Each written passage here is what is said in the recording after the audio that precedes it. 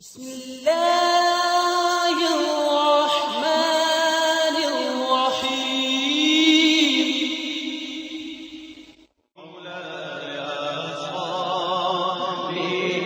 وسلم دائما أبدا على حبيبك خير الخلق كلهم.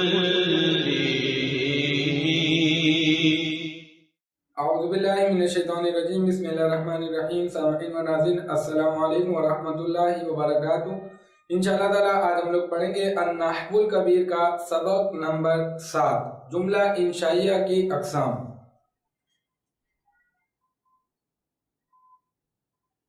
سبق نمبر 7 جملہ انشائیہ کی اقسام.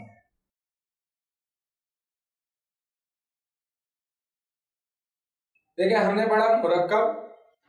مرکب کیا ہوگا؟ مرکب دو یا دو سے زیادہ کلمات کا مجموعہ ہوگا. اور پھر میں نے کہا کہ مرکب یا تو مرکب مفید ہوگا یا تو پھر مرکب غیر مفید ہوگا.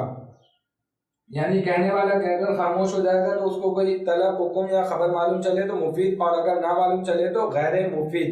اب یہ غیر مفید کو میں نے آپ کو پچھلے سبق میں بھی بتایا تھا کہ اس غیر مفید کو ہم پڑھیں گے سبق نمبر 8 میں. یہاں ہم لوگ پڑھنے کے لیے جا رہے ہیں مرکب مفید کے بارے میں. مرکب مفید کی دو اقسام ہوں گی، یا تو خبریہ یا تو پھر انشائیہ. اور خبریہ کی دو اقسام بنائی تھی ہم نے، یا تو اسمیہ خبریہ ہوگا یا تو فعلیہ خبریہ ہوگا. اسمیہ خبریہ اور فعلیہ خبریہ یعنی جملہ خبریہ کی جو اقسام ہے اس کے بارے میں ہم نے اس سے پہلے والے سبق یعنی سبق نمبر 6 میں الحمدللہ پڑھ لیا. اب ہم اس سبق میں پڑھنے کے لیے جا رہے ہیں مرکب کو پڑھنے کے لیے جا رہے ہیں. اور مرکب مفید ہوگا.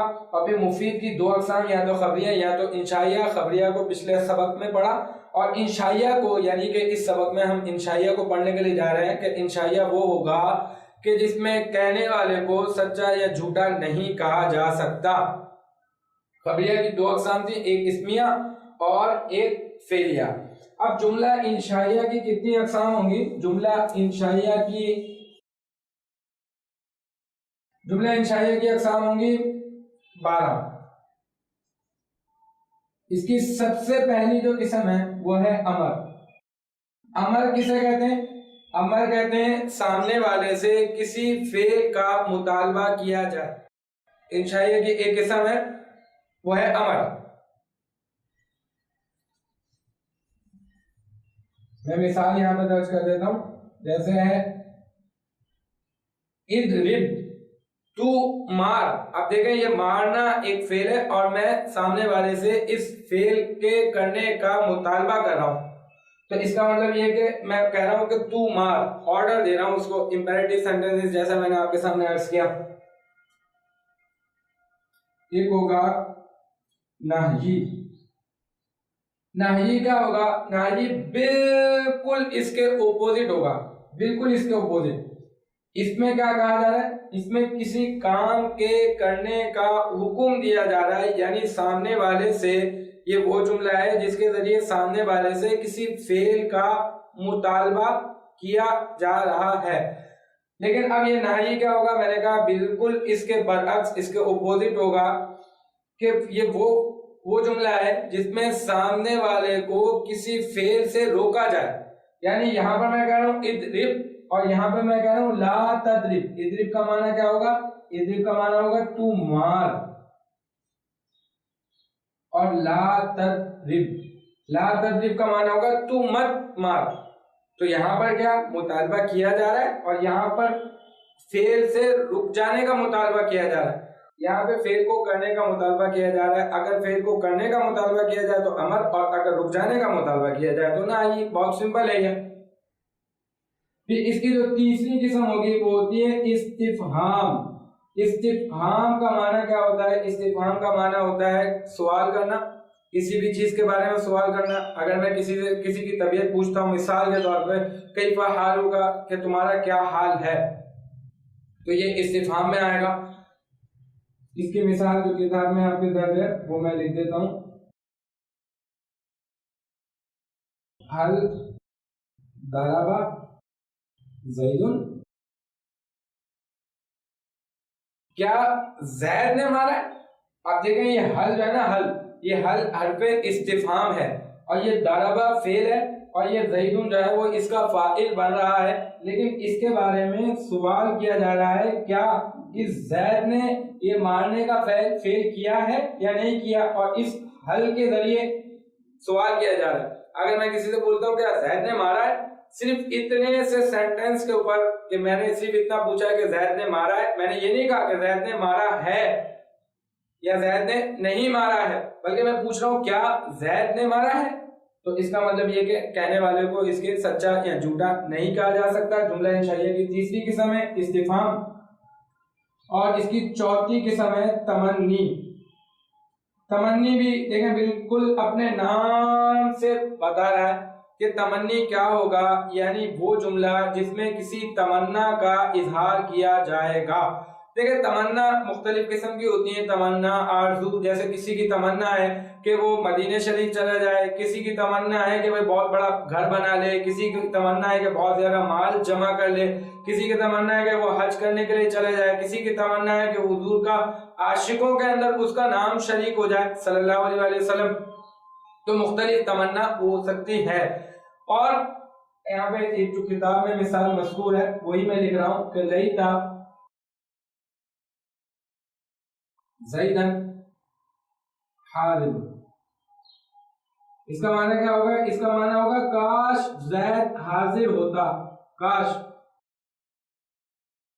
یعنی زید حاضر نہیں ہے مگر زید کے حاضر ہونے کی تمنا کی جا رہی ہے کہ کاش زید حاضر ہوتا. اردو میں بھی ہم لوگ کاش کا لفظ استعمال کر کے تمنا کرتے ہیں. پھر اس کی پانچویں قسم کیا ہوگی؟ اس کی پانچویں قسم ہوگی ترجی. اچھا بھائی ترجی کیا ہوگا؟ ترجی ہوگا،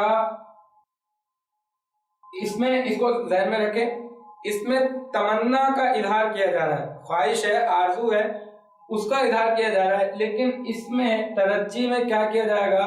وہ جملہ ہے جس میں کسی توقع کا اظہار کیا جائے گا، امید کا اظہار کیا جائے گا.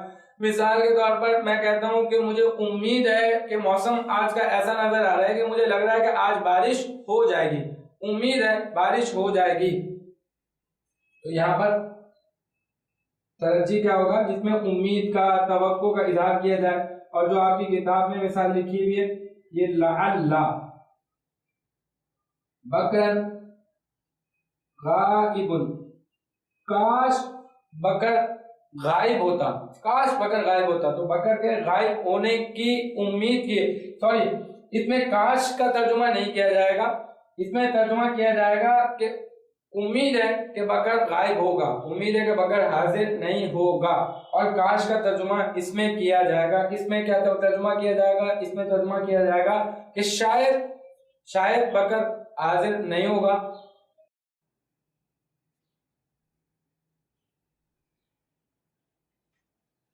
اور اس کی جو چھٹی قسم ہے وہ ہے عقود. عقود کیا ہے؟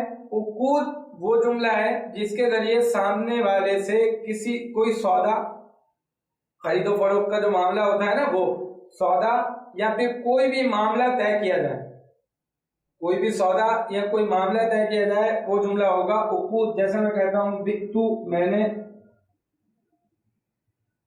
بیچا، واشتریتو، اور میں نے خریدا.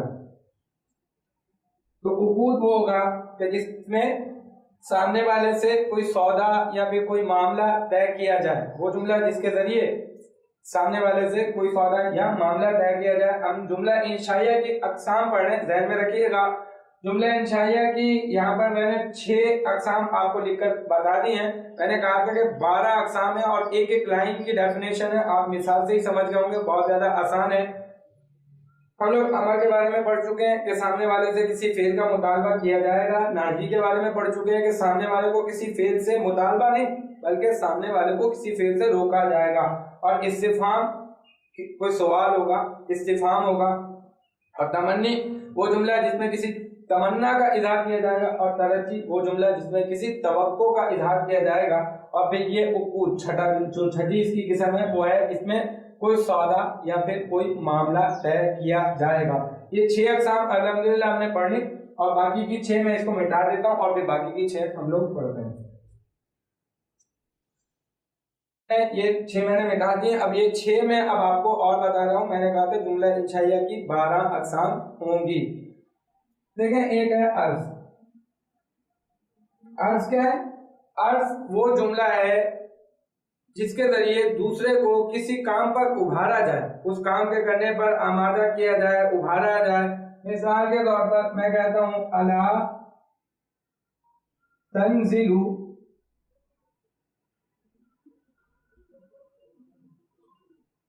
بنا فتصیب خیرا۔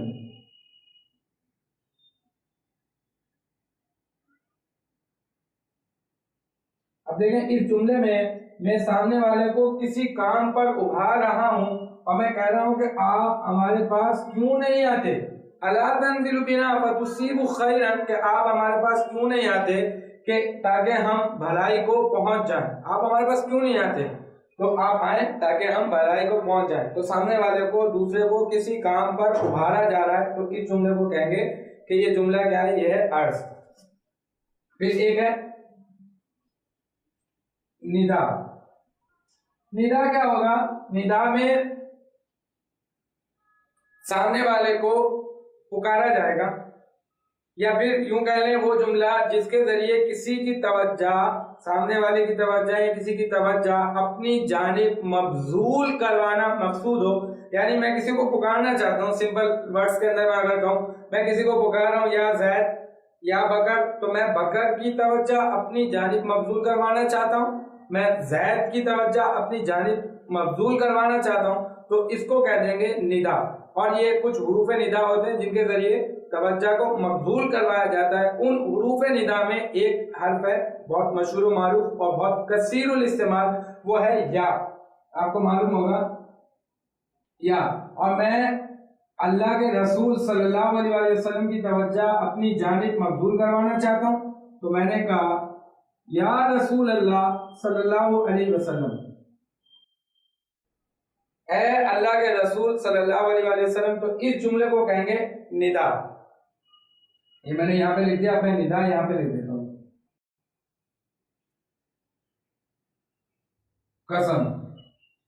قسم دیکھیں اپنے نام سے بتا رہا ہے، قسم وہ جملہ ہوگا جس میں کسی محترم چیز کا ذکر کر کے اپنی بات کو پختہ کیا جائے، یا تو محترم چیز کا ذکر کر کے، یا یوں کہہ لیں کہ محترم ذات کا ذکر کر کے اپنی بات کو پختہ کیا جائے، اس جملے کو ہم کہیں گے قسم۔ یعنی قسم اپنے نام سے بتا رہا ہے کہ اس جملے میں کسی قسم، کوئی قسم کھائی جا رہی ہوگی، کسی قسم کو کھا کر پھر کسی اپنی بات کا یقین دلایا جا رہا ہوگا۔ جیسے میں نے کہا میں زید کو ماروں گا، میری ایک بات ہے، لیکن میں بہت زیادہ شدت کے ساتھ میں اپنی بات کو اور مزید پختہ کرنا چاہتا ہوں، تو میں نے اللہ تبارک و تعالیٰ کی قسم کھائی یہاں پر، اور میں نے کہا واللہ لأضربن زیداً، اللہ کی قسم۔ دیکھیں اللہ تبارک و تعالیٰ کی ذات کی یہاں پہ قسم کھائی، اللہ کی قسم میں زید کو ضرور ماروں گا۔ بات کیا ہے میری؟ زید کو ماروں گا، اور میں نے اللہ تبارک و تعالیٰ کی ذات کی قسم کھائی، تو اس کو کہیں گے کیا؟ قسم۔ وہ جملہ جس میں کسی محترم شے کا ذکر کر کے، محترم ذات کا ذکر کر کے اپنی بات کو پختہ کیا گیا ہو۔ پھر اس کی جو قسم کے بعد ہے تعجب۔ یہ بھی اپنے نام سے بتا رہا ہے کہ کوئی عجیب چیز ہوئی ہوگی اور اس پر حیرت کا اظہار کیا جا رہا ہوگا، آپ کو اس پر تعجب ہوا ہوگا۔ یعنی آپ نے کسی کو بہت حسین دیکھا اور آپ نے تعجب کیا، ما احسن، ما احسن، وہ کیا ہی حسین ہے، وہ کتنا حسین ہے، یا پھر وہ کیا ہی حسین ہے۔ تو اس میں کیا؟ اس میں کسی شے پر تعجب کیا جائے گا، حیرت کا اظہار کیا جائے گا، اور اس کے بعد ایک ہے دعا. دعا کون سا جملہ ہوگا؟ دعا وہ جملہ ہوگا جس میں کسی کو دعا دی جا رہی ہوگی. مثال کے طور پر میں کہتا ہوں جزاک اللہ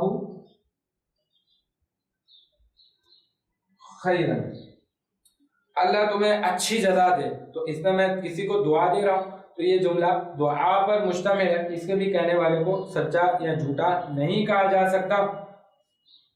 اور ایک آخری میں آپ کو یہاں بتا رہا ہوں، وہ ہے مدح و ذم. مدحہ کا معنی ہوتا ہے مدحت، اور ذم کا معنی ہوتا ہے مذمت یا برائی. اچھائی یا برائی، وہ جملہ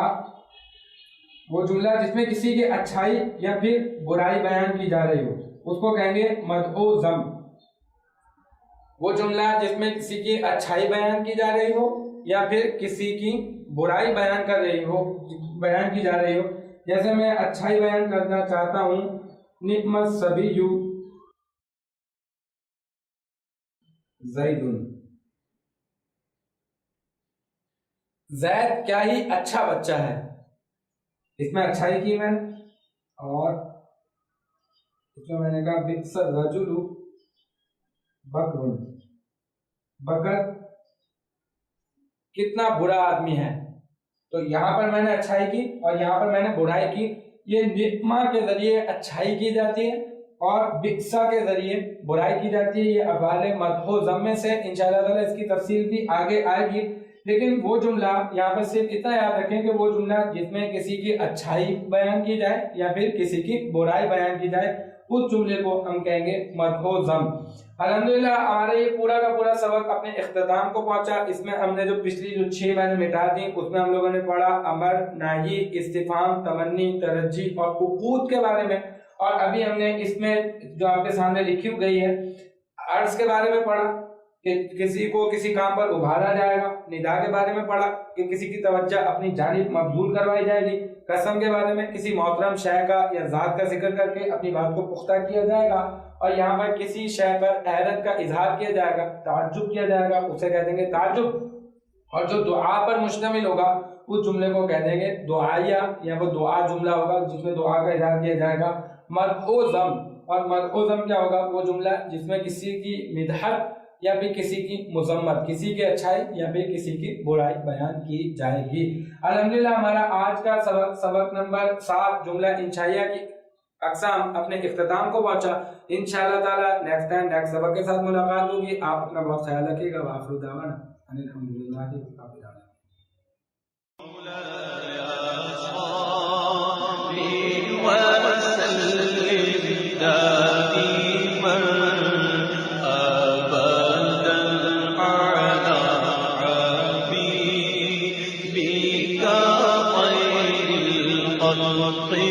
كل